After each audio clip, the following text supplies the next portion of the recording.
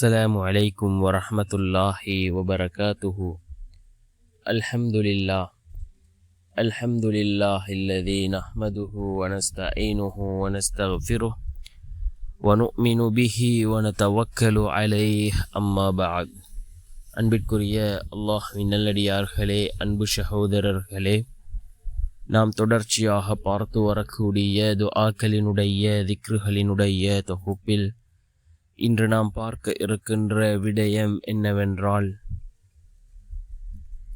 நாம் இந்த துஆவை லுஹாவுடைய நேரத்தில் ஓதுவோம். ஓதிய இடத்தை விட்டு எழும்பும் முன் பதில் கிடைக்கக்கூடிய மிகவும் அற்புதமான ஒரு துஆவை தான் நாம் இன்றைய வீடியோவில் பார்க்க இருக்கின்றோம்.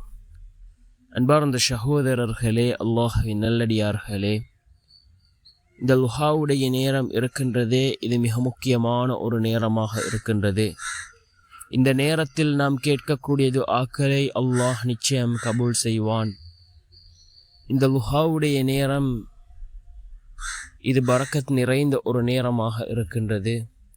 அதே போன்று யார் இந்த லுஹாவுடைய தொழுகையை தொழுகிறாரோ அவருடைய வாழ்க்கையிலிருந்து அல்லாஹ் வறுமையை அகற்றுகின்றான், செல்வ செழிப்பை அல்லாஹ் ஏற்படுத்தி கொடுக்கின்றான்.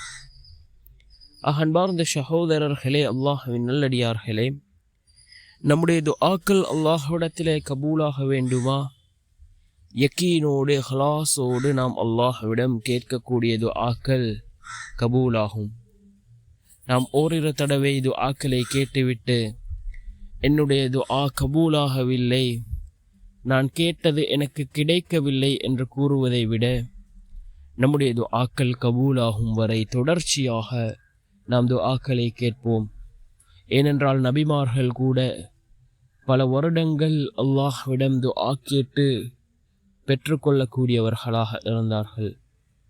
அதே போன்று சஹாபாக்கள் தங்களுடைய வாழ்க்கையில் ஏதாவது ஒரு பிரச்சனை ஏற்பட்டால் 2 ரக்காத் தொழுதுவிட்டு அல்லாஹ்விடம் கையேந்துவார்கள். அல்லாஹ்வினுடைய உதவி அவர்களை வந்தடையும். அன்பார்ந்த சகோதரர்களே, அல்லாஹ்வின் நல்லடியார்களே, நாமும் அதே போன்று நமக்கு கஷ்டங்கள் கவலைகள் ஏற்படுகின்ற பொழுது 2 ரக்காத் தொழுதுவிட்டு அல்லாஹ்விடம் கையேந்துவோம். நிச்சயம் அல்லாஹ்வினுடைய உதவிகள் நம்மை வந்தடையும்.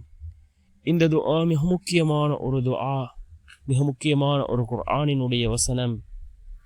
وَمَنْ يَتَّقِ اللَّهَ يَجْعَلْ لَهُ مَخْرَجًا وَيَرْزُقْهُ مِنْ حَيْثُ لَا يَحْتَسِبُ وَمَنْ يَتَوَكَّلْ عَلَى اللَّهِ فَهُوَ حَسْبُهُ إِنَّ اللَّهَ بَالِغُ أَمْرِهِ قَدْ جَعَلَ اللَّهُ لِكُلِّ شَيْءٍ قَدْرًا وَمَنْ يَتَّقِ اللَّهَ يَجْعَلْ لَهُ مَخْرَجًا وَيَرْزُقْهُ مِنْ حَيْثُ لَا يَحْتَسِبُ وَمَنْ يَتَوَكَّلْ عَلَى اللَّهِ فَهُوَ حَسْبُهُ إِنَّ اللَّهَ بَالِغُ أَمْرِهِ قَدْ جَعَلَ اللَّهُ لِكُلِّ شَيْءٍ قَدْرًا.